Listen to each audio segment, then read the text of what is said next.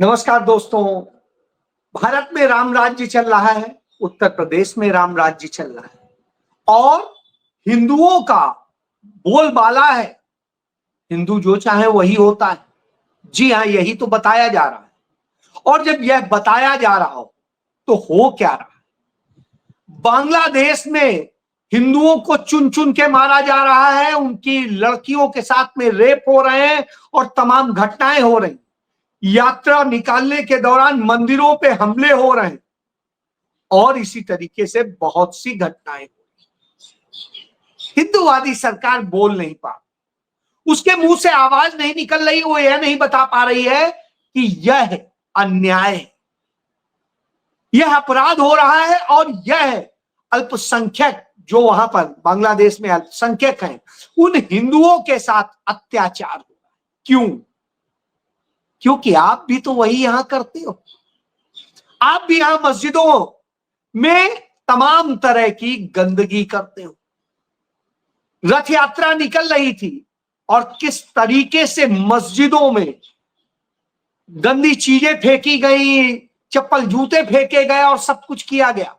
जी हाँ, ये यूपी में ही होता है और वहीं हुआ जहां एक कथित जो है भगवाधारी संत मुख्यमंत्री है या कहिए भोगी संत है, जो भी है, तो वो बैठा है और उस समय यह स्थितियां होती। कोई किसी की आवाज नहीं निकलती। आज कोई हिंदूवादी नहीं बोल पा रहा है कि बांग्लादेश में हिंदुओं के साथ इतने बुरे अत्याचार हो रहे हैं। आवाज कहां है? कनाडा में घटनाएं हुई, एक आवाज नहीं निकली। अमेरिका में घटनाएं हुई, एक आवाज नहीं निकली। बस चिल्लाएंगे कि ऐसा हो गया, वैसा हो गया। पाकिस्तान में तो एक मंदिर में घटना हुई थी, वहां की सरकार ने उस मंदिर का पुनर्निर्माण कराया और सरकारी पैसे से कराया, बना के खड़ा किया। भारत में क्या हो रहा है? भारत में मस्जिदों पे कब्जा करने की कोशिश हो रही है और सब कुछ हो रहा है। तो बोलेंगे कैसे? क्योंकि अन्याय का राज हो और राम राज्य कहा जाए, यही होता है उसमें।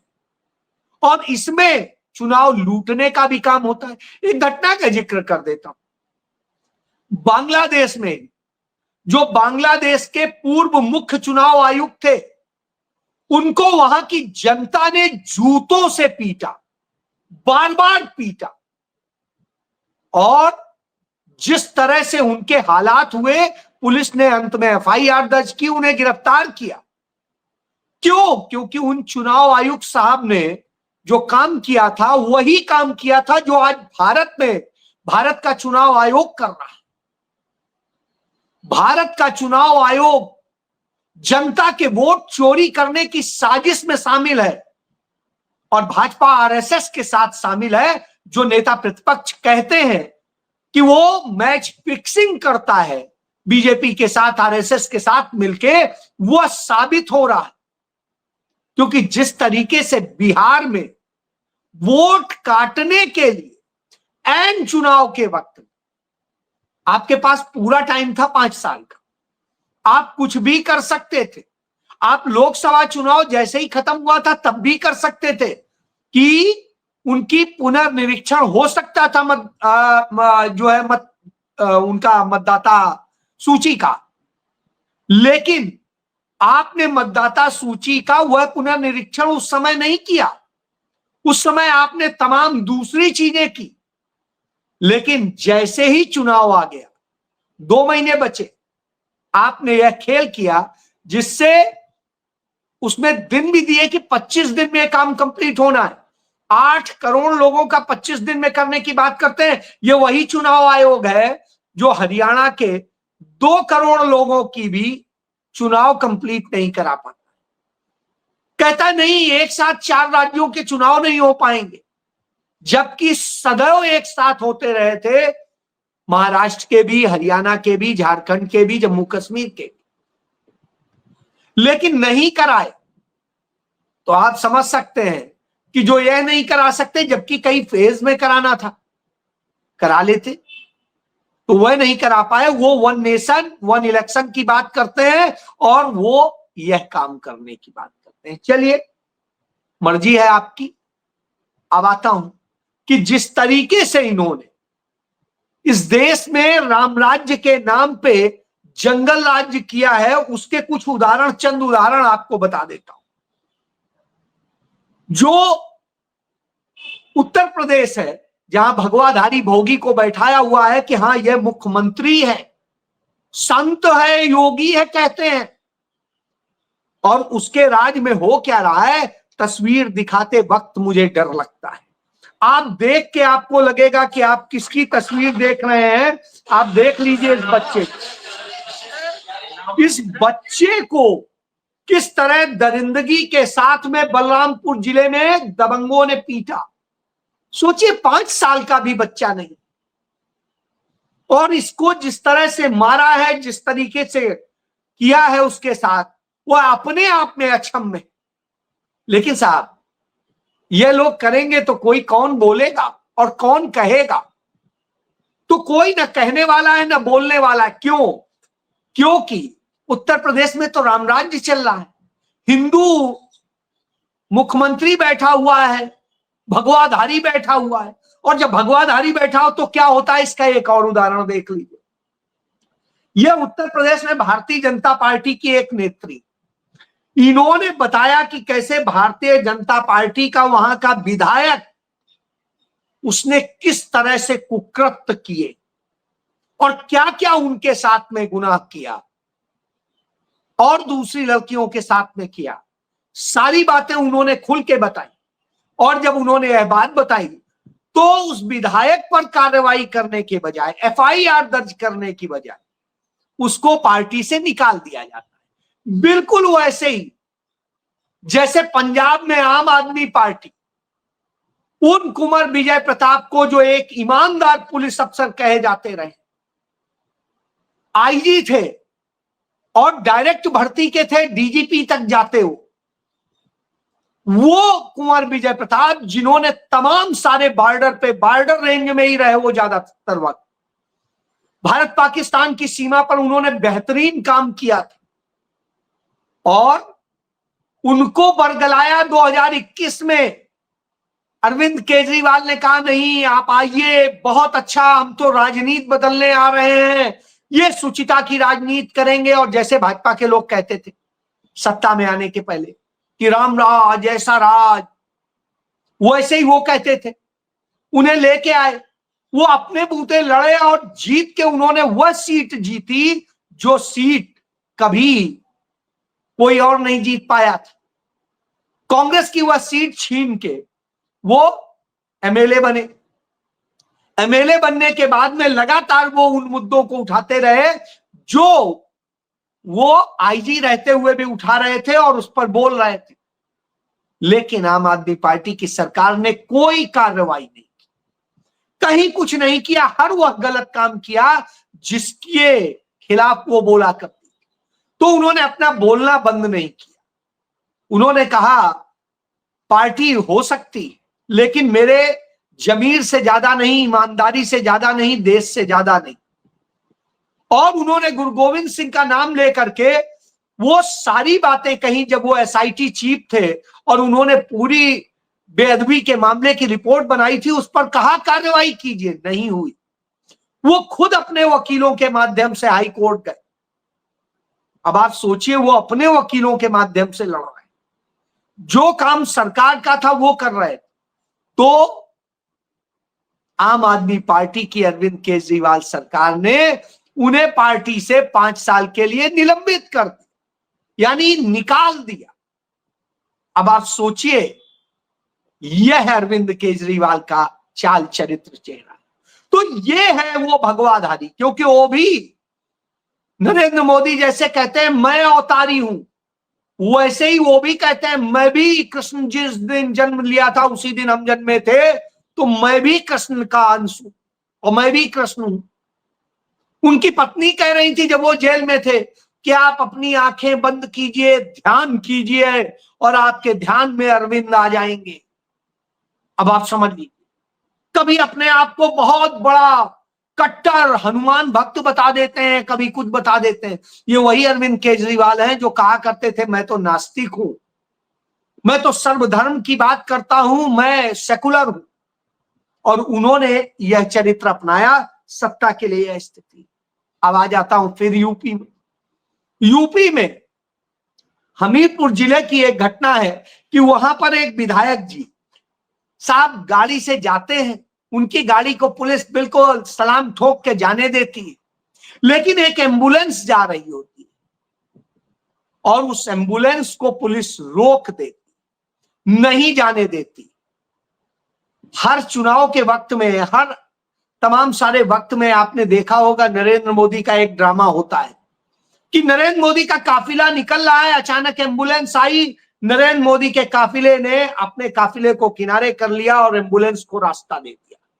इस तरह दिखाया जाता है, हिमाचल में भी दिखाया गया था, अभी उड़ीसा में दिखाया गया, इसके पहले गुजरात में दिखाया गया और जगह दिखाया गया। अभी जब तथाकथित ऑपरेशन सिंदूर हुआ, उस सिंदूर के दौरान के बाद में जब नरेंद्र मोदी अपने प्रचार प्रसार के लिए बड़ौदा में रैली कर रहे थे और जुलूस निकाल रहे थे, उसी समय एक पुलिस का कर्मचारी, उसकी तबीयत बिगड़ जाती है, हार्ट अटैक पड़ता है, उसे ले जाना होता है तो एम्बुलेंस नहीं निकालने दी गई और वो वहीं मर गया।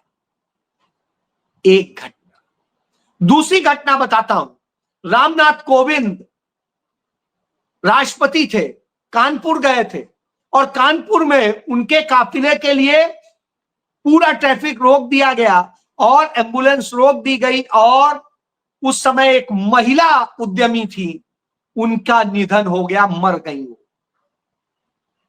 अब आप सोचिए, इसी तरीके से अभी हाल के दिनों में और भी 2-3 घटनाएं हो चुकी। नरेंद्र मोदी के ही काफिले में अभी जब अहमदाबाद में प्लेन क्रैश हुआ और नरेंद्र मोदी के लिए ट्रैफिक रोक दिया गया तो 2 लोगों की मौत हुई, एम्बुलेंस नहीं जाने दी गई। वैसे ही यहां पर भी एम्बुलेंस नहीं जाने दी। बच्चे अपनी परिवार के 100 को कंधे में लाद करके 1 किलोमीटर से अधिक पैदल लेके गए। सोचिए आप, हमारे धर्म में कहा जाता है शव यात्रा निकल रही हो या कोई ऐसा गंभीर वो हो तो उसे तुरंत जाने दिया जाता है और उसके आगे शीश नवा लिया जाता है, लेकिन यहां तो उल्टा हो रहा है। तो ये हिंदू धर्म बना दिया है। तो अब आप सोचिए, जहां नारी का अपमान और इस तरह से सब कुछ हो रहा हो तो क्यों होता है? क्योंकि बड़ा स्पष्ट यहां झूठ की राजनीति चलती। एक और घटना बता देता हूं, आप याद करिए जब ऑपरेशन सिंदूर और सब कुछ चिल्लाया जा रहा था, उसी समय 7 तारीख की बात है, 7 मई की,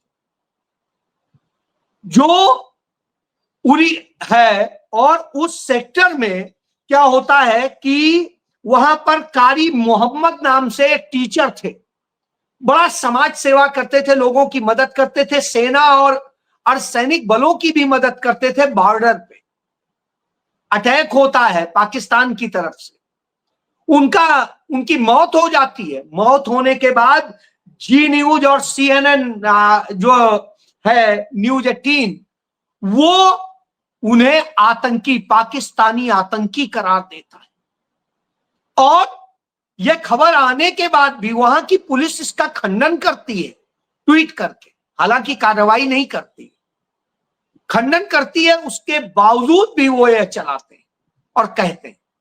उसमें अदालत ने अब आदेश दिया है कि दोनों चैनल 5-5 करोड़ रुपए का हर्जाना देंगे। आप सोचिए, इस तरह से गिर के, और उस समय भूल जाते हैं कि उन हिंदुओं की जान बचाने वाले मोहम्मद कारी को पाकिस्तानी बता दिया जाता है और सब कहते हैं कि हां साहब ये किया जाए। तो बिहार में चुनाव लूटने का काम करेंगे, उसके लिए साजिश रचेंगे और यहां मुस्लिम होगा तो उसे पाकिस्तानी आतंकी बता देंगे बगैर किसी जांच के। उधर बांग्लादेश में जब हिंदू मारे जाएंगे तो आवाज नहीं निकलेगी, यहां तमाम चीजें कहेंगे, यहां लिंचिंग करेंगे, यहां रेप करेंगे, यहां हिंसा करेंगे और उसके बाद कहेंगे राम राज्य। तो ये राम राज्य है क्या? राम राज्य को ये डिफाइन करें। असल में हमने इस देश में जिस तरीके से भ्रमित किया है, अर्थ का अनर्थ कर दिया है, वह हमें जानने की जरूरत। जैसे हमने वेदों में रत कहा गया है, हमने उसे रीत बना दिया। जहां पर उपनिषदों में ब्रह्म कहा गया है, हमने उसे ब्राह्मण बना दिया। और जहां गीता में निष्काम कर्म कहा गया है, उसे हमने कर्महीनता बना दिया। जहां अष्टवक्र ने तू देह नहीं है आत्मा है कहा है, उसी टीका पर और देह के आधार पर आत्मा को बांट दिया। तो हमने धर्म को सत्य न्याय संतुलन से हटाकर एक पहचान, एक घेरा, एक राजदंड बना दिया। हमने ईश्वर को चेतना से घटाकर एक मूर्ति में सीमित कर दिया है, एक परंपरा में जकड़ दिया है। हमने अहिंसा का अर्थ कायरता से समझ लिया है और विवेक को संदेह बना दिया है, भक्ति को भीड़ बना दिया है और मोक्ष को भी वोट से कम महत्वपूर्ण मान लिया है। हमने जो कहा नहीं गया उसे प्रचारित किया और जो कहा गया उसे छिपा दिया, मटमैला कर दिया है हमने अपने धर्म को। तो आप इससे समझ लीजिए हमने एक झूठ का धर्म बना दिया है। इसी का नतीजा है कि तमाम यात्राएं, धर्म यात्राएं निकल रही हैं और उन यात्राओं में हिंसा होती है। उन यात्राओं में तमाम तरह के गंदे सांप्रदायिक नारे लगाए जाते हैं, दूसरे धर्म के लोगों को गालियां दी जाती हैं और फिर हादसों का शिकार होके हम मर जाते हैं। क्यों? क्योंकि हमने मूर्तियों को भगवान मान लिया, हमने उस चेतन को ईश्वर नहीं माना, हमारे लिए वो मायने नहीं रख रहा। जबकि धर्म ग्रंथ कहते हैं नर सेवा नारायण सेवा, लेकिन हमने उसे बांट दिया और नतीजतन जगह जगह लोग मरते हैं। हमने देखा भी हरियाणा का एक परिवार जा रहा था बालाजी मेहंदीपुर दर्शन करने, एक्सीडेंट हुआ, मर गया। इसी तरीके से एक घटना हुई, अयोध्या जा रहा था परिवार, एक्सीडेंट हुआ, मर गया। साहब इसलिए हो रहा है क्योंकि हम मूर्ति तक सीमित हो, हमने ईश्वर को नहीं समझा। तो यानी हमने राम राज्य नहीं समझा, हमने राम राज्य के उस कंसेप्ट को नहीं समझा। हम राम राज्य किसे कहने लगे? जो भगवाई बैठ गया, हमने कहा वो भोगी राम राज्य, वो ढोंगी राम राज्य है जो बैठ करके हिंसा करवाता है, झूठ बोलता है।